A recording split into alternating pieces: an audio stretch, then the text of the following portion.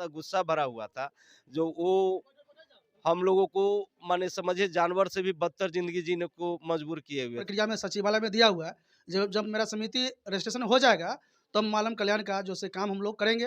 अभी तो हम स्टार्ट किए हैं। संजीपुर गाँव है, रविदास टोला, वार्ड संख्या 2, गोविंदपुर पंचायत। दोस्तों नमस्कार, मैं ठीक हूँ, आप कैसे हैं? आज 2023 की पहला दिन है और जनवरी का पहला दिन है। तो आज मैं वैशाली जिले के महुआ में और हुसैनीपुर गांव में हूँ। तो यहाँ पर एक कार्यक्रम का आयोजन किया गया है, जिसमें लिखा गया है कि 1 जनवरी भीमा कोरेगांव शौर्य दिवस। तो इस कार्यक्रम के बारे में मैं यहाँ पर जो उपस्थित सम्मानित लोग हैं, मैं उनसे जानने का प्रयास करता हूँ। सर, आपका परिचय जानना चाहते हैं? मेरा नाम डॉक्टर गजेंद्र राम हुआ।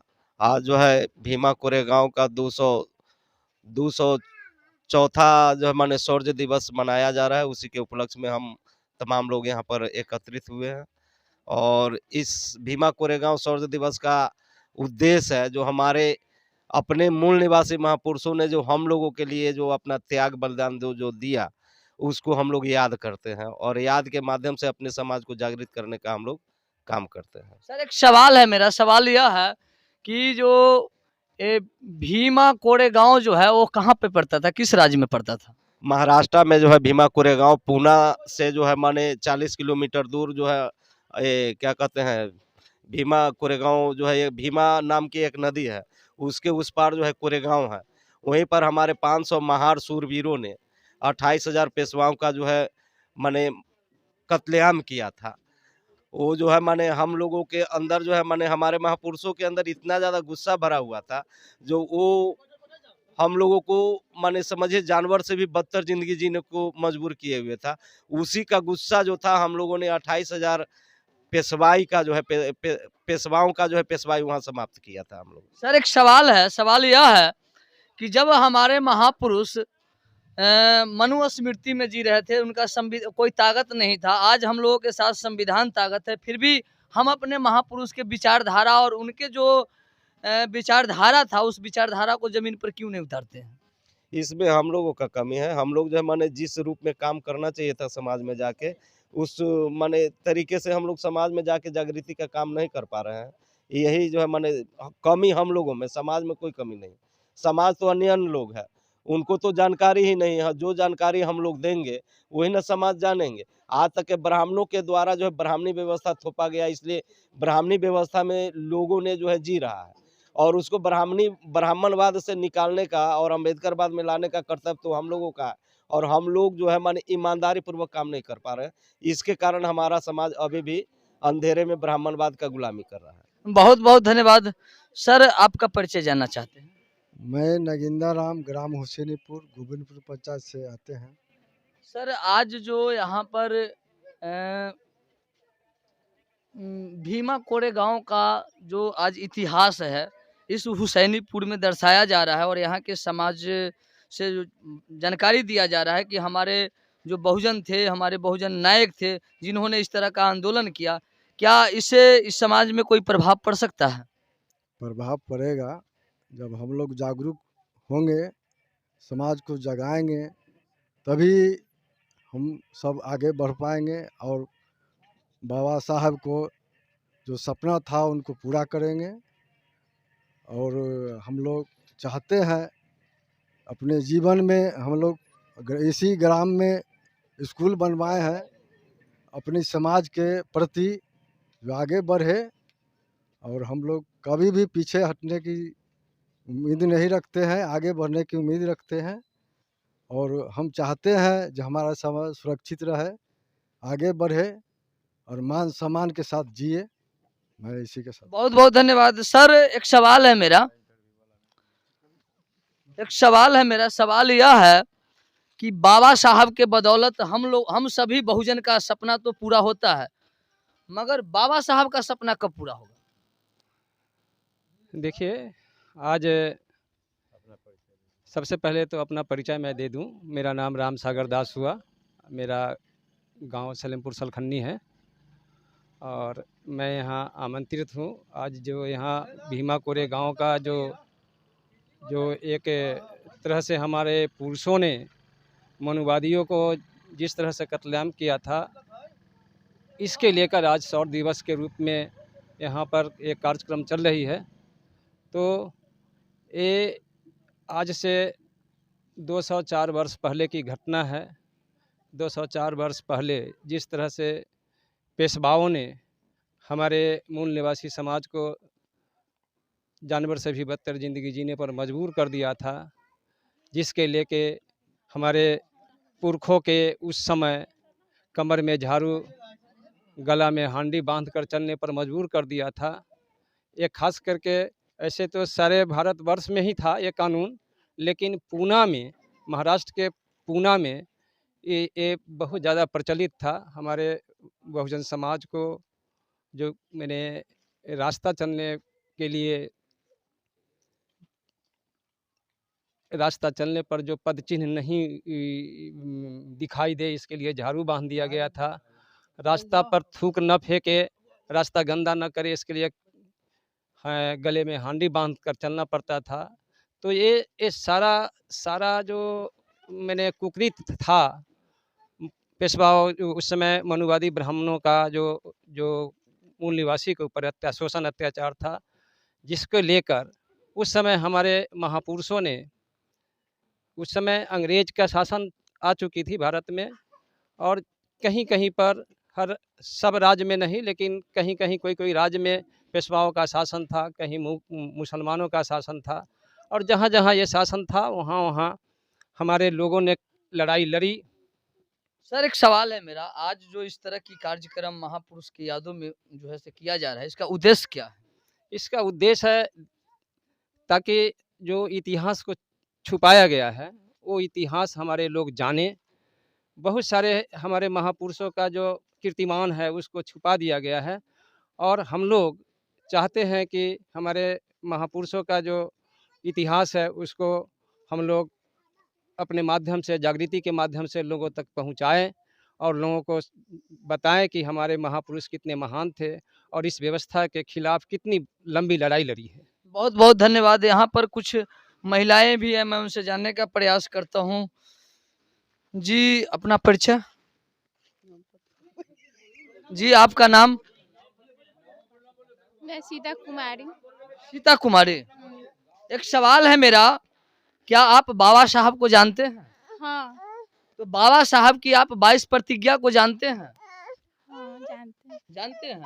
जब अगर बाबा साहब को 22 प्रतिज्ञा अगर आप जानते हैं, हमारी तमाम महिला जानते हैं, माता एवं बहन जानते हैं, तो फिर मंदिर में क्यों जाती है? अंधविश्वास के कारण। अंधविश्वास के कारण। तो जब बाबा साहब की 22 प्रतिज्ञा अगर आप जान लिए, तो अंधविश्वास है कहाँ? अंधविश्वास तो वही दूर हो गया है। जैसे कि गांव के जो औरतें होती हैं ना, उसके मन में अन्य प्रकार के विचार होते हैं, जो अपना देवता पूजती हैं, या और जो होता है गांव में। मैं आंगनबाड़ी सेविका ललिता देवी हूँ। जी जी। एक सवाल है मेरा, आखिर सबसे ज्यादा महिला अंधविश्वास में क्यों? समाज को घोर अत्याचार के कारण महिला अंधविश्वास में पड़े हुए रहते हैं। तो महिला कब तक अंधविश्वास में रहेगी? जब तक अपना कदम नहीं आगे बढ़ाएगी तब तक तो अंधविश्वास में रहबे करेगी। उसको लिए अपना कदम आगे मुझे बढ़ाना होगा महिला लोग को। अच्छा, महिलाओं के लिए सबसे ज्यादा जो है से महिलाओं के लिए सबसे ज्यादा अधिकार के लिए लड़ने वाला कौन है? महिला खुद अपने आप को ताकत करेगी तब ना अपने आप को आगे बढ़ेगी। महिला को जो आज हर सुरक्षा मिला हुआ है, अधिकार मिला हुआ है, अच्छा वस्त्र पहनने का अधिकार है, नौकरी पेशा, अधिकारी पद, मंत्री बनने का अधिकार है, ये किन्होंने दिया है? बाबा साहेब अम्बेडकर को लेकर। तो बाबा साहब जब अम्बेडकर दिए हैं, तो फिर महिला अंधविश्वास में क्यों? सावित्रीबाई फुले के। सावित्रीबाई फुले तो महिला का शिक्षा जो है से देने का काम किया है, इस देश की प्रथम जो है से महिला शिक्षिका है।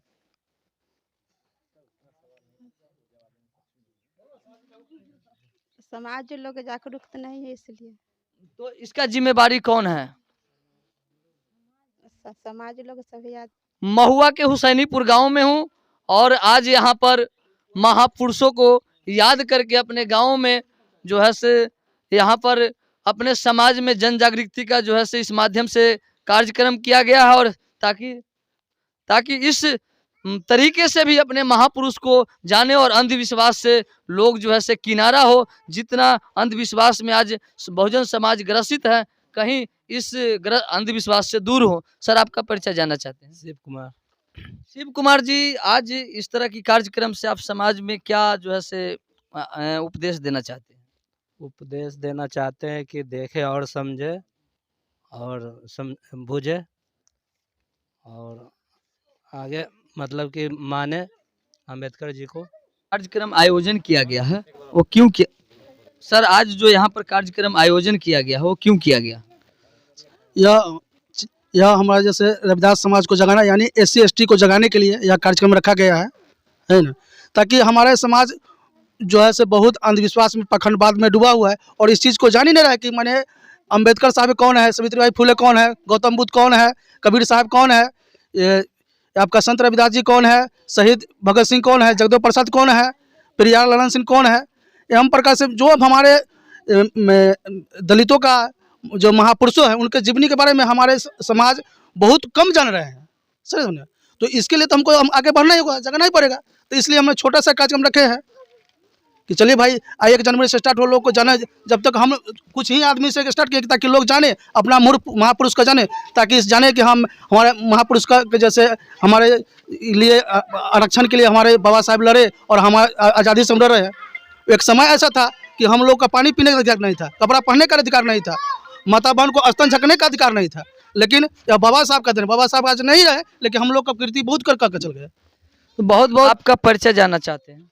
मेरा नाम सुरेंद्र दास है जी। घर परमानंदपुर लाल, डगरू पंचायत से मैं आता हूँ। सर, एक सवाल है मेरा, कबीर साहब कौन थे?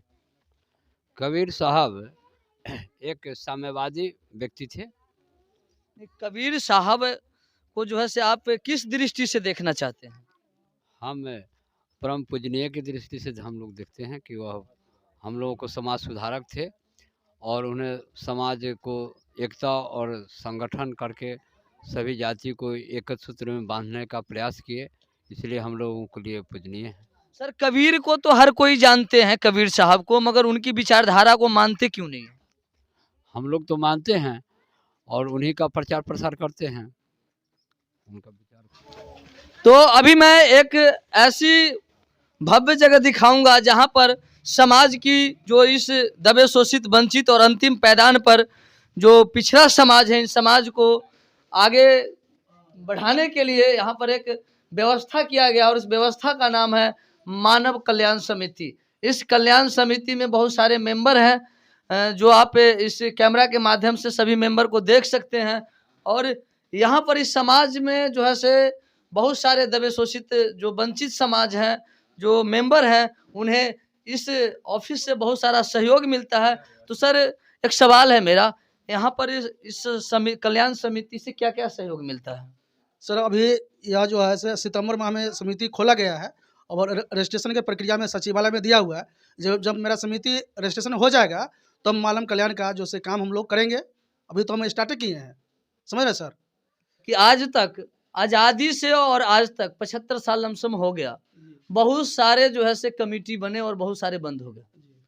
क्या उम्मीद है कि ये कमेटी चल सकता है? जी बिल्कुल उम्मीद है सर, बिल्कुल उम्मीद है। हम इससे मेरे इतिहास के बारे जान लीजिए कि मैं इससे पहले 2004 में है ना, मैंने उस समय से ही समाज को सेवा कर रहा हूँ। 2004 में मैं अपना 2 कट्ठा ज़मीन देकर इस समाज के मैंने बच्चे के पढ़ने के लिए मैंने स्कूल बनवाया। जो इस समाज में बच्चे पढ़ रहे हैं, ये समाज में स्कूल नहीं था, बगल में और जो लोग हैं सभी टोला में स्कूल था, लेकिन 200 रविदास है, इसमें एक भी स्कूल नहीं था। 2004 में जब पंचायत चुनाव हुआ उस समय हमने जैसे अपना ज़मीन देकर और इस समाज के विकास हेतु तो हमारे समाज बच्चे पढ़ेंगे, तो बच्चे जब पढ़ेंगे तब विकास करेंगे, तब उनको जैसे कुछ जैसे समझ में आएगा कि राजनीति क्या है, विकास क्या है, धर्म क्या है।